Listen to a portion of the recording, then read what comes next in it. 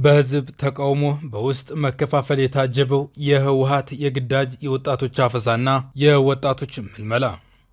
ዛሬ በትግራይ ምድር እየተካሄደ ያለው የግዳጅ ወጣቶች አፈሳ የህወሓትን የመጨረሻ የጭንቅ ሰዓት የሚያበስርና የህዝቡን የህልውና ስጋት ያባባሰ አስደንጋጭ እውነታ ነው።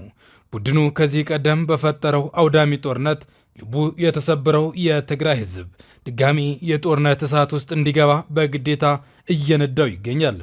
ይህ ድርጊት የፖለቲካ ትርፍ ለማግኘት ሲባል የወጣቱን የወደፊት ህይወትና የክልሉን ሰላም የመጨረሻ ተስፋ የሚገብር አረመኔያዊ አካሄድ ነው። ህወሓት በውስጥ ለውስጥ የተሰነጣጠቀውን የፖለቲካና ወታደራዊ ክንፉን ለመጠገን እንደገና የጦርነት ከበሮ እየመታ ይገኛል። በምዕራብ ግንባር የተሰማሩት የአርሚ 11 እና አርሚ 60 የህወሓት ታጣቂዎች ወጣቶችን እንደ ጥሬ ዕቃ በመመልከት በማሰልጠኛ ካምፖች ውስጥ እያጎሩ ይገኛሉ። ይህ ተግባር ህወሓት ከፍተኛ የሰው እጥረት እንደገጠመው የሚያሳይ ሲሆን ከዚህ በላይ በትግራይ ወጣቶች ላይ እየተፈጸመ ያለውን የሰብአዊ መብት ጥሰትና ወደ አስጊ ምዕራፍ አሸጋግሮታል። ቅድሚያ ለሰብአዊ መብቶች ኢትዮጵያ የተሰኘው የመብት ተሟጋች ድርጅት እንደጠቆመው በክልሉ እየተካሄደ ያለው ይህ መጠነ ሰፊ የግዳጅ አፈሳ በከፍተኛ የጦር መሪዎችና በህወሓት አመራሮች ቀጥተኛ ትዕዛዝ የሚፈጸም ነው ብሏል። በተለይም ከዚህ ቀደም የነበሩ ታጣቂዎችን እንደገና ለማሰለፍ ከቤተሰብ ድጋፍ ውጭ ያሉ ወጣቶችን ለመጥለፍና በወርቅ ቁፋሮ ላይ የተሰማሩትን ወጣቶችና አካባቢዎች ለማጥቃት የተነደፈው ይህ ስትራቴጂ ህወሓት ከህዝብ ጋር ያለውን ቅራኔ ወደ መደባደብ ደረጃ እንዳሸጋግረው ያሳያል።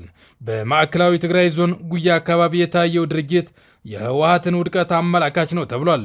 ወርቅ ፈላጊ ወጣቶችን ለማፈስ የሄደው አርሚ 60 በራሱ በህዝቡና በታጣቂዎች ተቃውሞ ገጥሞት ተኩስ ተከፍቶበታል።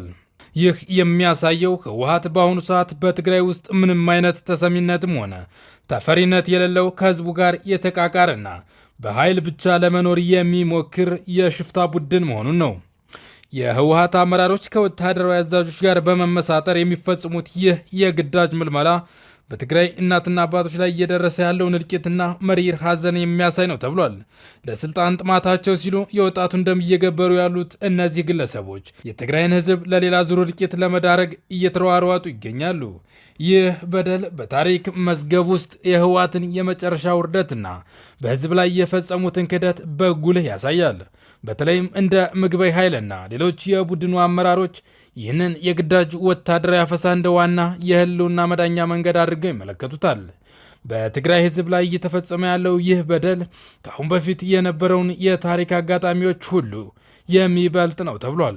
ህዝቡ በአደባባይ እየወጣ ይህንን የሽፍታ ቡድን እየተቃወመ መሆኑን ስናይ የህወሓት የጭንቅ ቀናት እየደረሱ መሆናቸውን አመላካች ነው።